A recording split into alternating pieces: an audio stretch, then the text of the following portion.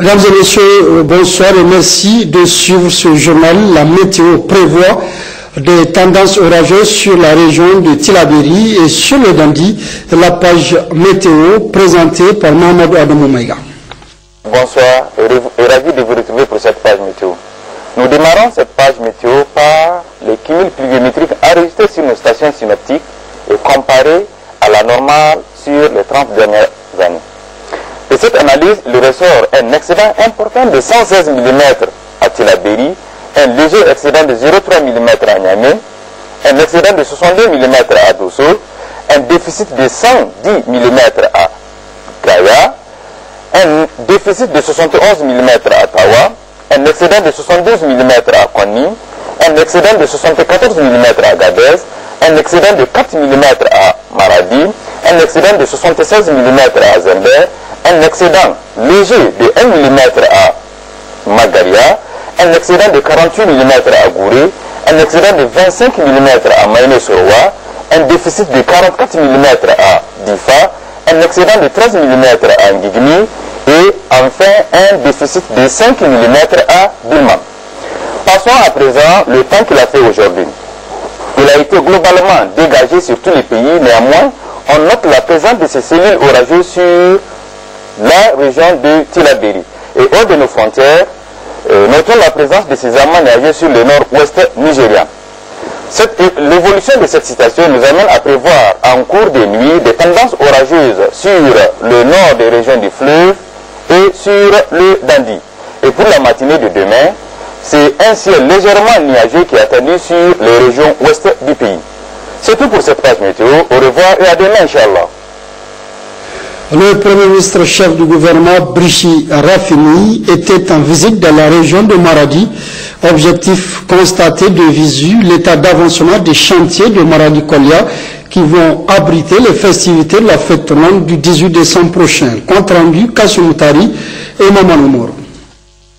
Cette mission du Premier ministre dans la région de Maradi est d'une importance capitale, car s'inscrivant dans le cadre du contrôle et supervision de l'ensemble d'infrastructures entrant dans le cadre de la fête tournante de la proclamation de la République du Niger, que Maradi s'apprête activement à accueillir dans l'allégresse et la communion du cœur. C'est une vingtaine de chantiers en construction et ou en voie de réhabilitation qui ont reçu ce matin dans la ville de Maradi la visite du Premier ministre chef du gouvernement Brichi Rafini, également président du comité national d'organisation de la fête tournante du 18 décembre Maradi-Kolia 2015.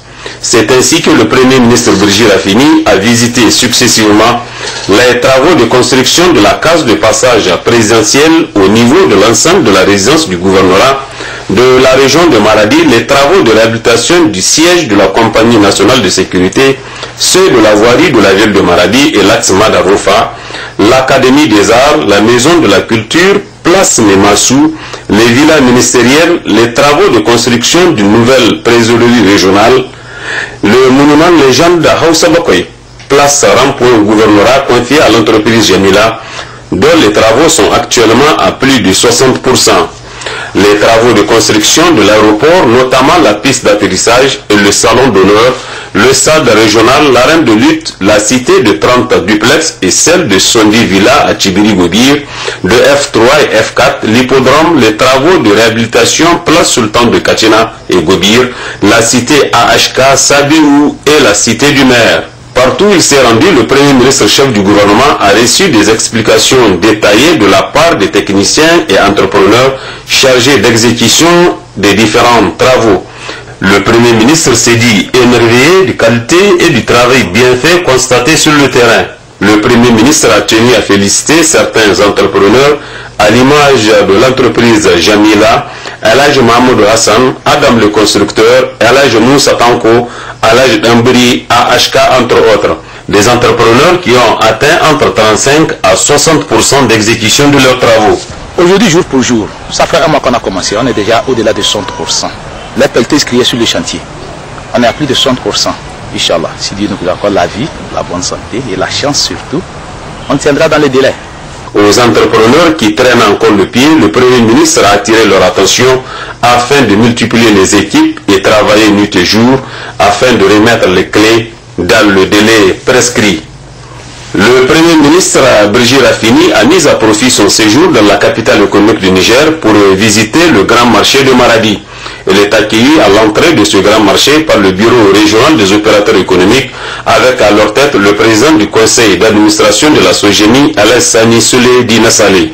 Le Premier ministre a voulu, à travers cette visite, de s'enquérir des dispositions prises par rapport au démarrage effectif des activités prévues pour le vendredi 16 septembre 2015. Toujours ce matin, le Premier ministre Brigitte Raffini s'est rendu au sultanat de Tchibiri-Gobir et au sultanat de Kachina pour une visite de courtoisie.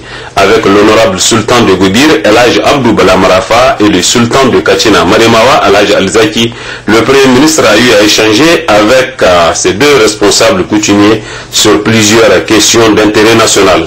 Il est à noter que le Premier ministre Brigitte Raffini est accompagné au cours de toutes ces visites du président du comité régional d'organisation Maradi-Kolia, le ministre Kalla Ankoro, de plusieurs membres du gouvernement, également membres du comité interministériel de l'organisation de Maradi-Kolia. Au terme des différentes visites qu'il a effectuées, le Premier ministre chef du gouvernement livre ses impressions. Nous avons visité une quinzaine de chantiers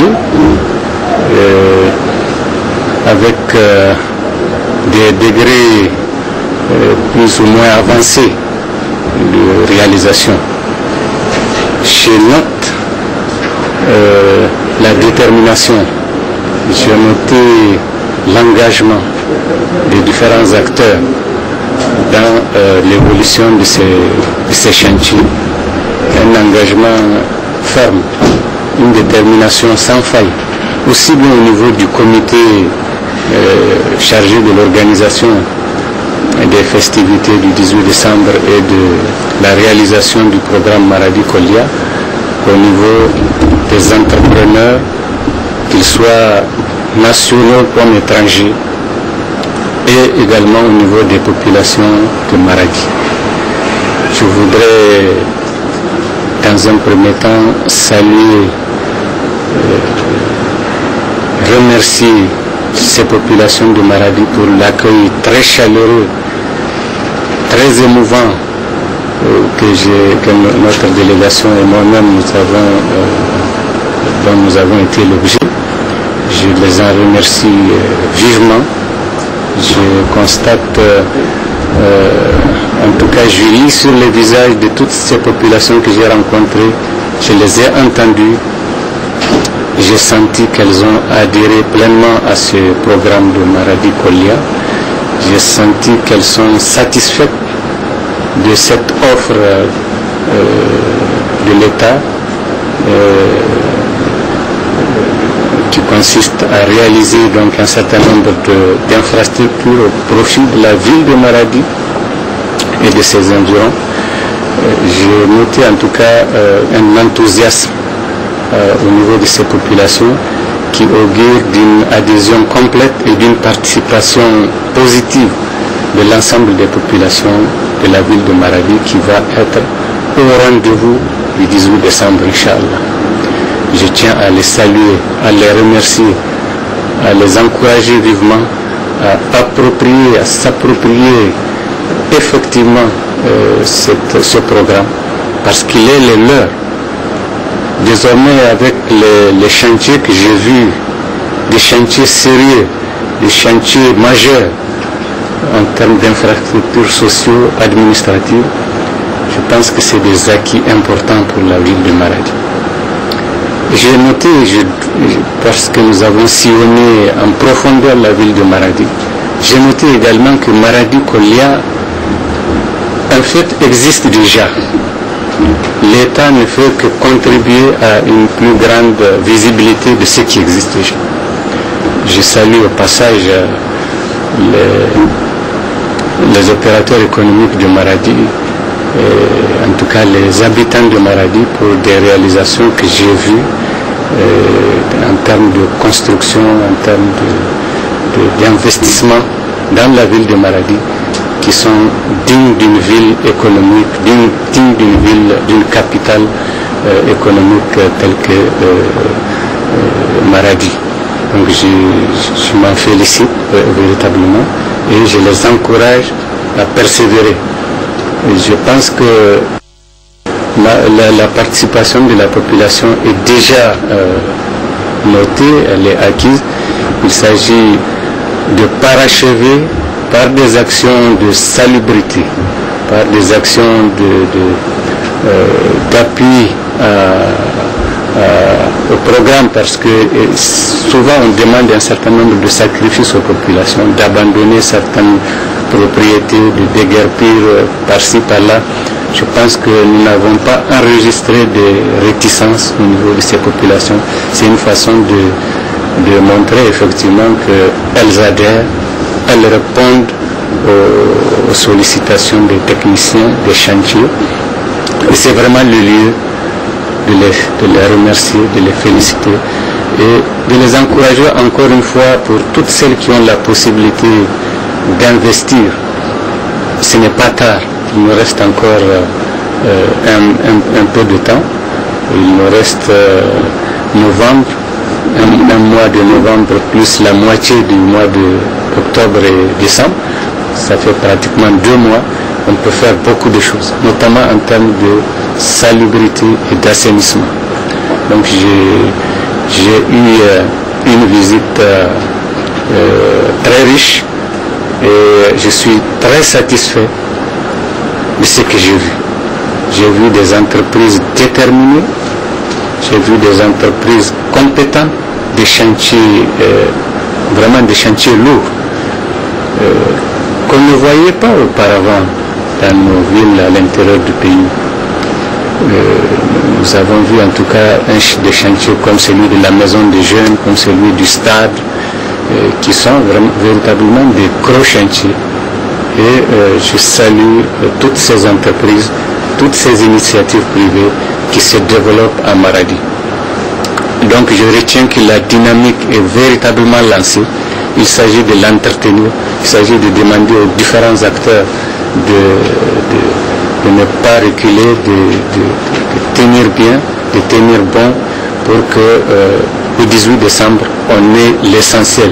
Il y aura certainement des chantiers qui ne seront pas achevés, mais c'est des acquis définitifs pour la région de Maradi. C'est des acquis palpables pour la ville de Maradi qui vont continuer, qui vont être parachevés au cours de l'année 2016.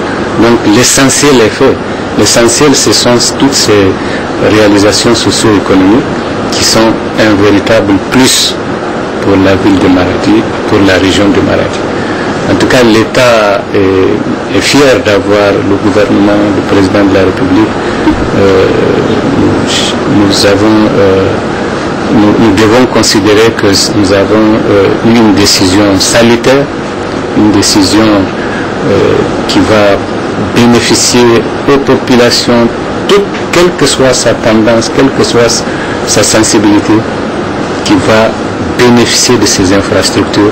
Et c'est pourquoi je lance un appel à l'ensemble des habitants de Maradi, tous, toutes tendances confondues, pour qu'ils s'approprient ces réalisations-là. Elles sont les leurs. Elles sont les leurs, elles n'appartiennent pas à tel ou tel clan. C'est vraiment des investissements au profit des populations de Maradi. Nous en sommes fiers. Nous souhaitons qu'elles se les approprient, elles les entretiennent. Et en tout cas, c'est l'appel que je lance à ces populations afin qu'elles y adhèrent pleinement et qu'elles contribuent jusqu'à la fin de l'année, qu'elles apportent leur contribution et au-delà de l'année 2015, qu'elles puissent continuer dans la même lancée à investir, encore investir dans la ville de Maradi, cette ville économique qui est réputée, qui est reconnue comme telle par l'ensemble de nos citoyens. Voilà donc les sentiments qui m'animent à l'issue de ces visites. Je repars en tout cas satisfait de ce que j'ai vu, avec l'espoir que le 18 décembre sera une fête bien réussie à Maradi et que les populations de Maradi seront très heureuses de ces réalisations que l'État et eux-mêmes, certains privés de Maradi, auront bien accepté de réaliser dans le cadre de ce programme Maradi Kolia. De retour de Maradi, le Premier ministre s'est arrêté à Dosso où il a également effectué une série de visites avant de présider une réunion du comité technique mise en place pour la gestion des acquis du 18 décembre 2014. Nous y reviendrons plus en détail dans nos prochaines éditions. La première dame, Dr Malika Issoufou, elle était tiers à Belbéji, Gangara, Olelewa, de la région de Zender. Mais c'est au quartier Ouala, dans le 4e arrondissement de Zender, qu'a débuté sa visite. Elle a à ce niveau fait un don de farine de blé et d'huile à une entreprise de production d'El-Kaki. Compte rendu à Bari Amiti, Momou Nigado et Ali Abou. La ville de Zender est concernée par les différentes donations de la première dame, Dr Malika Issoufou. Cette énième aide au profit des populations nigériennes a touché les femmes du Damagaram. Au quartier Ouala, l'entreprise locale féminine qui produit ce beignet dénommé Al-Kaki a reçu la délégation de la première dame. Dr Malika Issoufou a effectué ce déplacement pour diverses raisons relativement à ses objectifs. La première chose dont je me réjouis, c'est que la Fondation Tatali Iyali vient appuyer les femmes qui essaient d'émerger dans le cadre de la lutte contre la pauvreté et dans le cadre de la promotion du statut de la femme. Et non seulement cette fondation les aide, mais la première dame fait le déplacement elle-même pour venir voir dans quelles conditions ces femmes sont en train de travailler. Comme je vous l'ai dit, cette organisation, cette dame Hajia Hadiz Lawali, elle utilise 50 personnes employées de manière permanente pour produire son Al-Kaki, qui est reconnu et prisé aussi bien par les Zandérois que les gens qui sont de passage.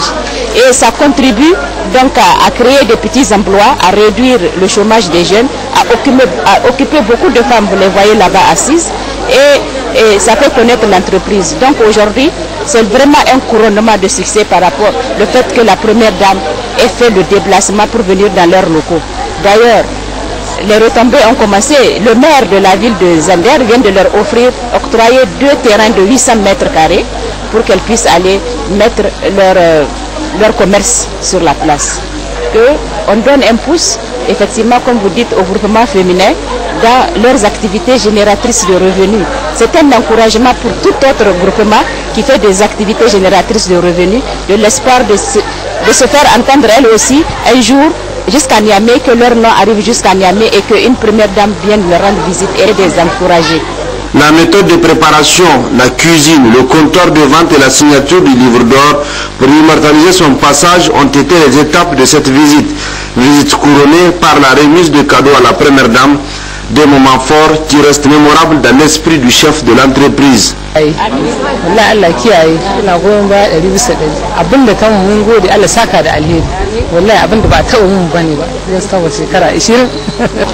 akwai bambanci da yawa mana yanzu kuma ai kaga abu ya karu ko duk duniya zai ta kara ganin mu kenan wanda bai da niyya ma sai ya shigo cikin abin al'amarin kaga ai yayi dadi ko. Au département de Belbéji, la commune de Terka a été l'étape suivante. Chameliers, cavaliers et des milliers de personnes sorties accueillir la première dame à se rendre dans cette localité située à plus de 1000 km de Niamey, la capitale, l'ont accompagné à la tribune officielle de Belbéji pour un meeting populaire.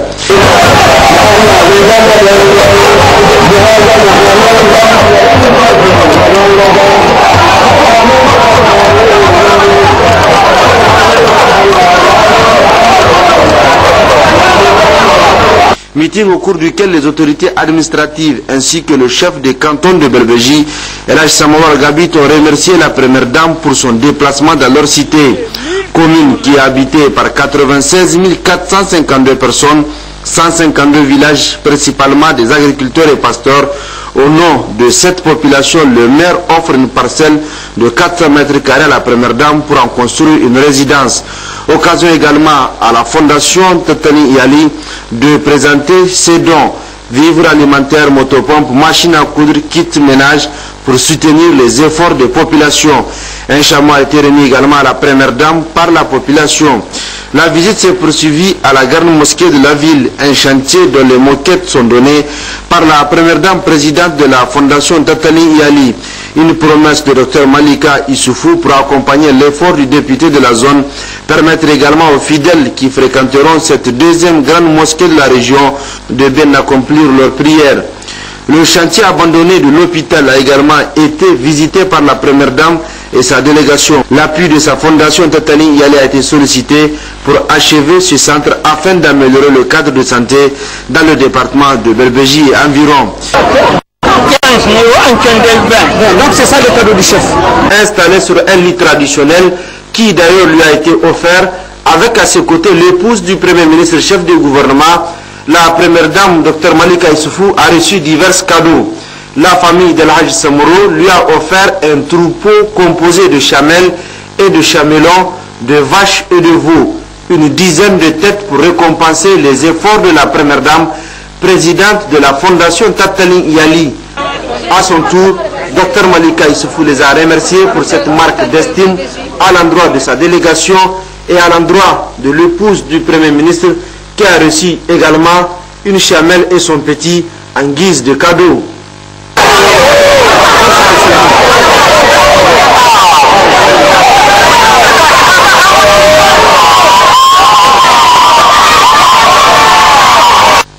Gangara, l'autre étape non moins importante qui a accueilli avec joie la première dame. Un accueil plein de chaleur et d'enthousiasme sous escorte de chameliers.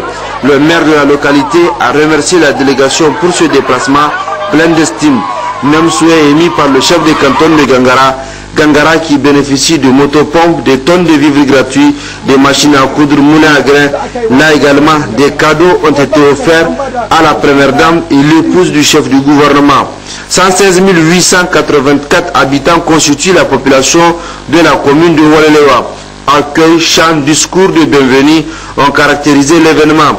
Walelewa a bénéficié de vivres, électrification rurale, une dizaine de forages multi-villages et fait partie des 35 communes de convergence du Niger. 2 milliards de francs CFA de financement reçus à cet effet en guise de reconnaissance au programme de la Renaissance et aux efforts de la première dame présidente de la fondation Tattali Iyali. Un cheval lui a été offert.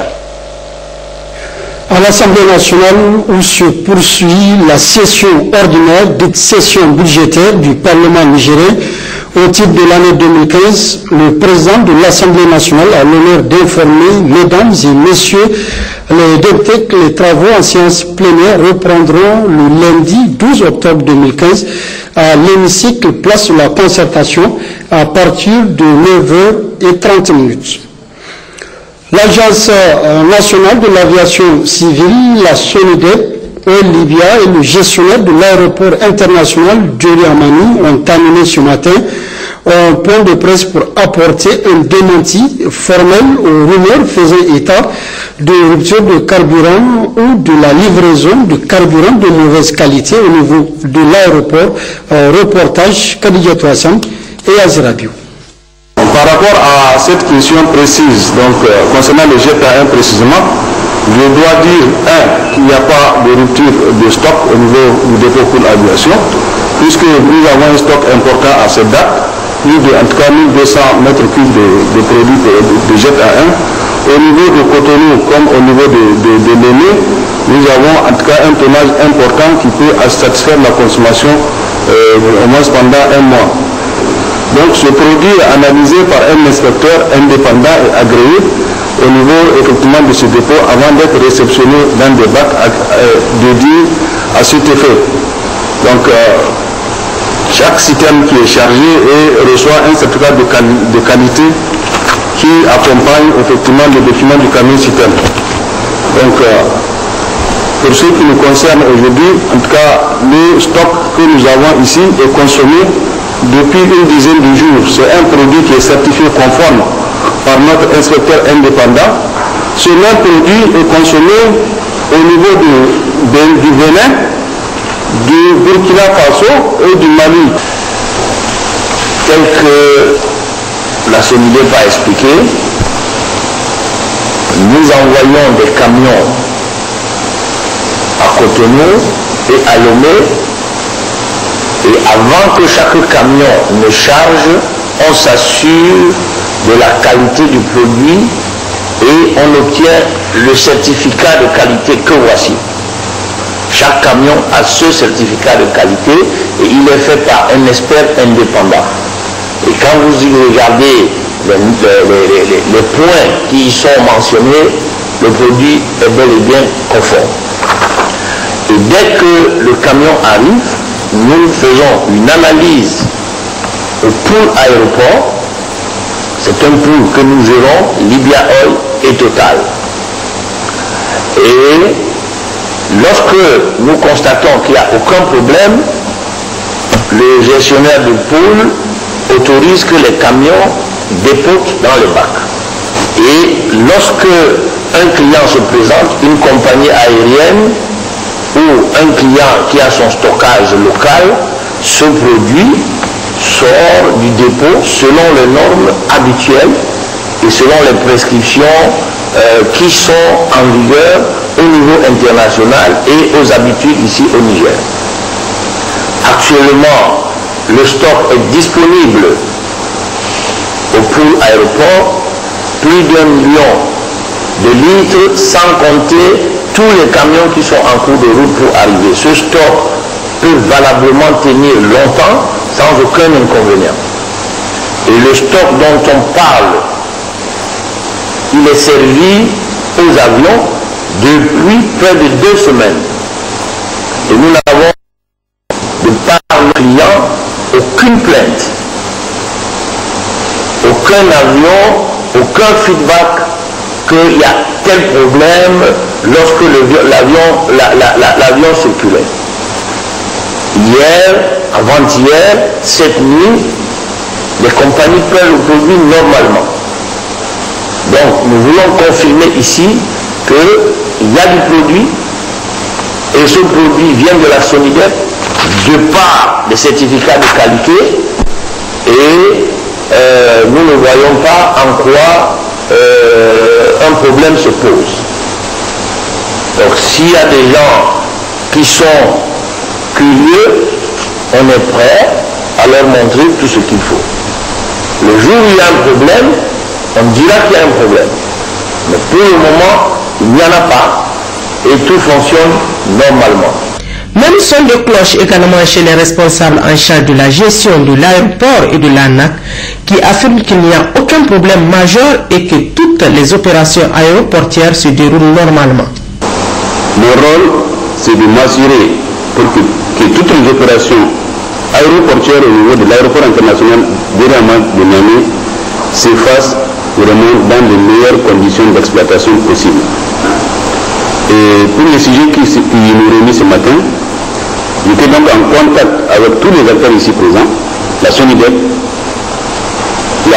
le pool aviation, et sur la base des informations donc, qui ont été portées tout de suite par la Sonidep et le DG de Air Libya, il n'y a aucune information qui a été diffusée officiellement actuellement pour dire aux compagnies aériennes qu'il y a un problème sur l'aéroport de Niamey. Aucune information.